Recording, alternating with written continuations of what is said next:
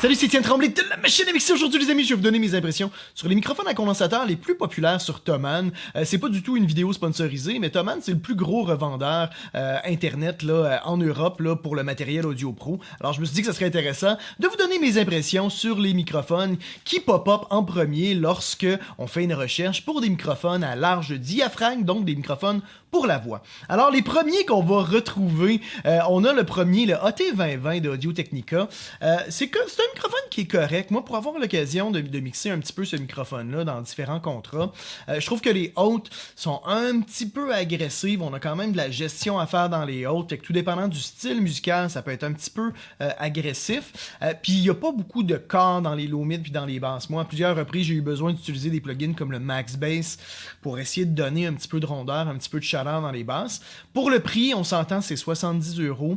C'est quand même correct. Je pense que en bas de 100€, c'est probablement le meilleur choix. C'est pour ça, à mon avis, là, qui pop-up en premier. Mais par contre, encore une fois, ça vient avec des hautes un peu agressives, puis des basses, puis des low mid qui sont pas nécessairement ultra chaleureuses, qui demandent quand même un peu de travail puis de bidouillage à l'étape du mix. Blue Microphone, Yeti Blackout, c'est plus un microphone pour du podcast ou du streaming. Fait que moi, je vous suggère pas un microphone comme ça si vous faites de l'enregistrement de voix sur de la musique. TLM 103, c'est un microphone qui est super populaire, qui est quand même assez dispendieux, là, qu'on n'est pas dans les entrées de gamme, mais on pourrait dire qu'on est dans les entrées de gamme pour une marque comme Neumann. Mais personnellement, c'est pas un microphone que j'aime parce que les hautes sont ultra mordantes, sont ultra hypées. On a vraiment beaucoup de textures, sont comme un peu rappers, là, les hautes. Ça peut être correct à mon avis si vous faites du trap, puis que vous avez des voix ultra auto-tunées, puis vous aimez avoir des hautes super rappeuses, super présentes. Ça peut être correct, mais moi je trouve que des microphones comme ça laisse pas beaucoup de marge de manœuvre à l'étape du mix quand vient le temps de hyper. Fait qu'on est un peu pris avec cette texture-là. Même si on baisse les hautes, on a toujours ce côté-là rappeux, presque distorsionné là, dans les hautes. Les Ashton, je ne les connais pas. Peut-être écrire dans les commentaires si vous connaissez le Ashton Origin, si vous avez eu l'occasion de le comparer à d'autres microphones, je serais curieux d'avoir votre opinion. TLM Studio 7, là, ça doit être un kit, encore une fois là, un autre kit. U87, moi j'en ai un depuis plus d'une dizaine d'années, un U87. C'est probablement le microphone le plus populaire, le plus répandu dans les studios dans le monde. C'est pas pour rien, c'est un microphone qui est très neutre dans les mids, qui va avoir des mids quand même super définis, des basses assez neutres, des hautes assez tranquilles. Moi ce microphone-là, je l'adore parce que une fois qu'on a fait notre prise de voix, on peut faire ce qu'on veut avec la voix. Puis les hautes vont jamais vraiment être agressives, même si on pousse notre EQ à fond, même si on sature nos hautes fréquences, ça reste quand même super velouté. C'est un microphone que j'adore, excellent évidemment pour n'importe quoi, la voix, des instruments, des percussions.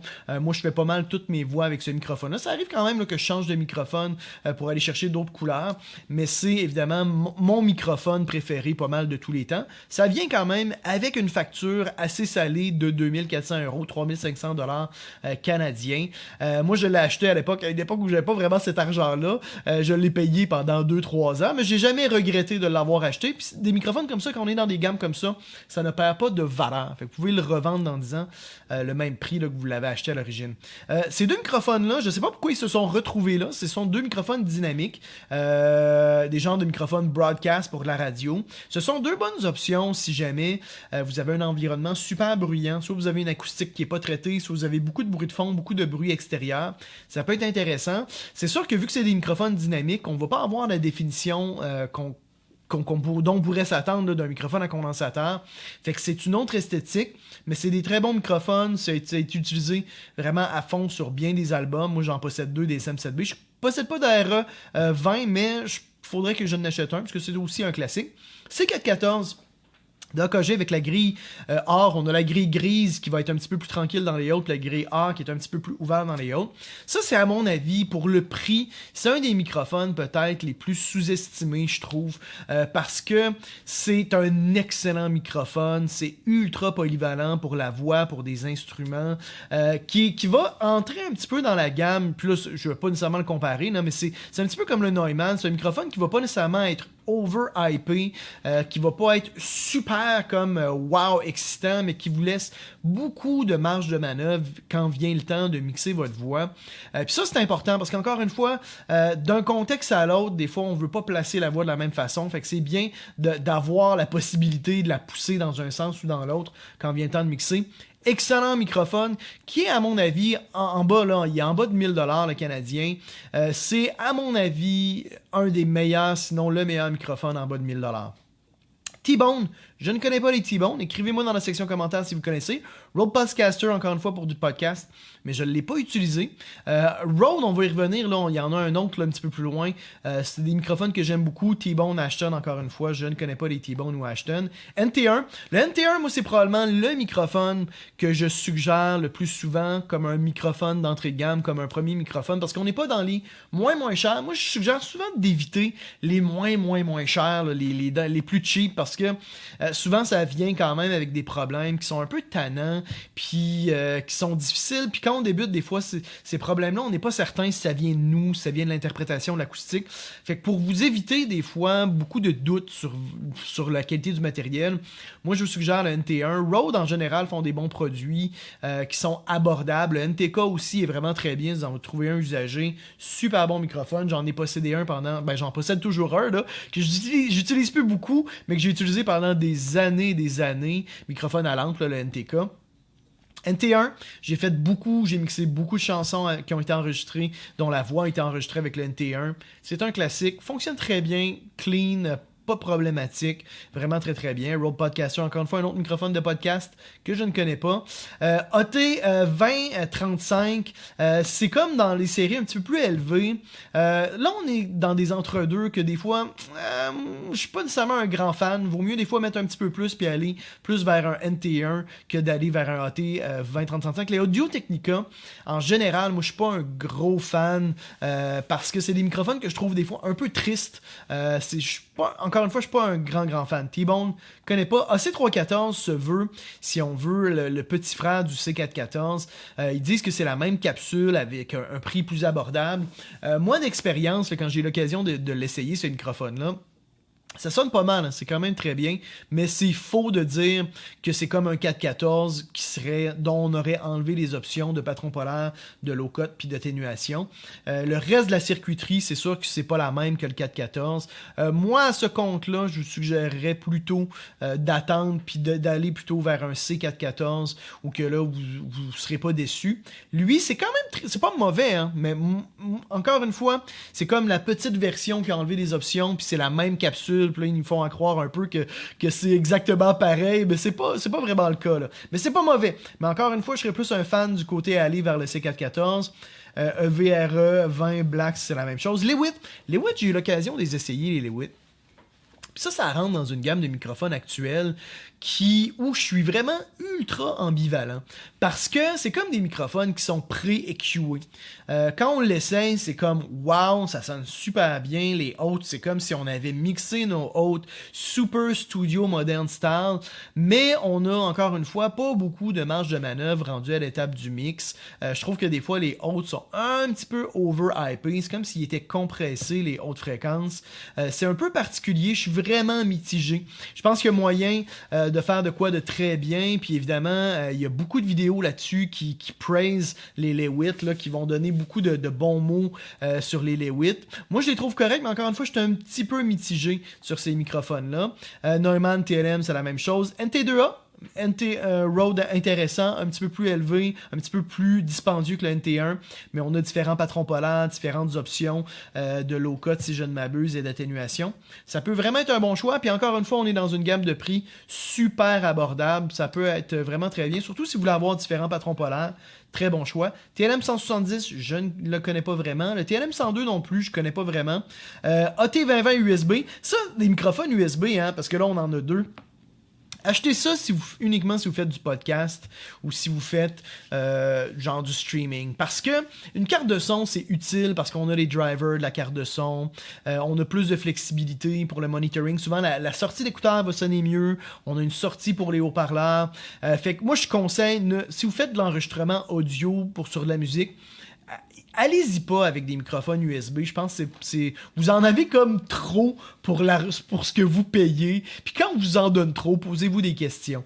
Fait qu'évitez ça. Townsend Lab, je ne connais pas. Ashton ne connais pas. B1, tenez-vous loin, ne touchez pas à ce microphone-là avec une perche, parce que c'est vraiment pas des bons microphones. Encore une fois, je dis pas que c'est dégueulasse, si on enregistre une voix, c'est correct, ça peut être correct, mais les hautes sont pas super belles, ça a une texture qui est un peu pénible.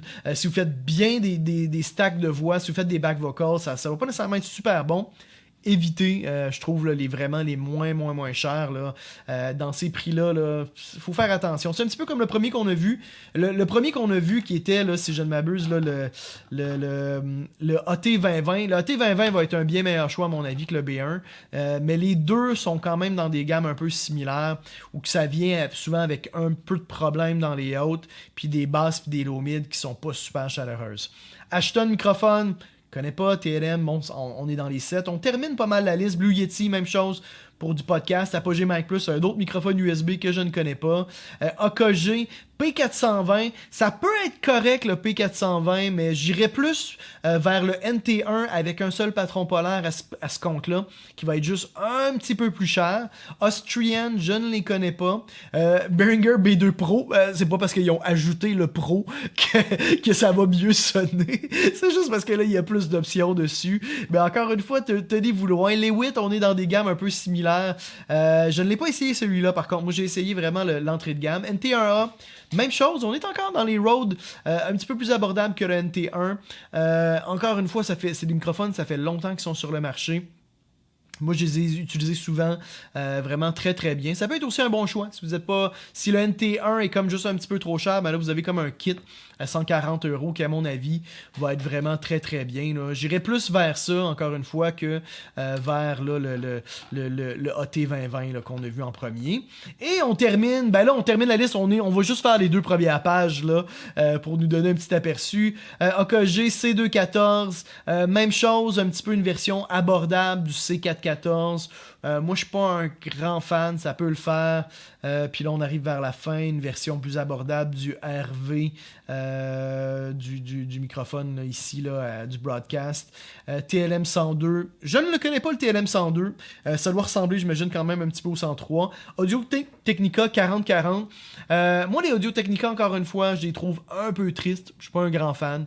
Fait que je vous donnerai pas, je vous les conseillerais pas. Et Essai électronique, c'est plus comme un genre de bundle set avec un microphone de SE que je ne connais pas. Les bundle sets faits par des compagnies comme SE électronique, des fois c'est comme c'est plus des kits qui peuvent être qui semblent être intéressants, mais vous en avez beaucoup trop pour votre argent, à mon avis. Achetez les parties séparément ou achetez même dans l'usager. Hein. On oublie que l'usager ça existe. Puis souvent le matériel audio, si il n'y a pas de marque visible, si vous le laissez puis ça fonctionne, généralement vous n'avez pas trop à vous inquiéter. Fait que voilà les amis, ce qui fait le parcours là, des deux premières pages. Là, évidemment, on fera pas le tour là, de tous les microphones à condensateur. J'espère que ça va vous aider si jamais vous pensez faire un achat de microphone à condensateur. Moi, je serais curieux de savoir, dans ceux qu'on a vus aujourd'hui, lequel est votre préféré. Lequel serait celui que vous suggéreriez à quelqu'un qui débute, qui veut s'acheter un microphone. Écrivez-moi ça dans la section commentaires. C'est toujours intéressant, toujours utile. Puis aussi, si vous avez justement eu l'occasion d'essayer des microphones que moi, j'ai pas eu l'occasion d'essayer. Je serais curieux de connaître votre opinion. Fait que c'est tout, les amis. Mettez un petit pouce bleu si vous avez apprécié cette vidéo. Abonnez-vous à ma chaîne YouTube. Et dans tous les cas, on se retrouve la semaine prochaine. C'est Étienne Tremblay pour La Machine à Mixer.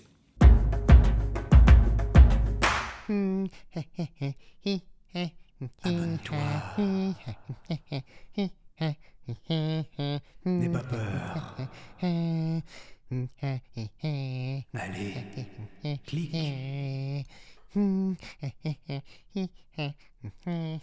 Abonne-toi.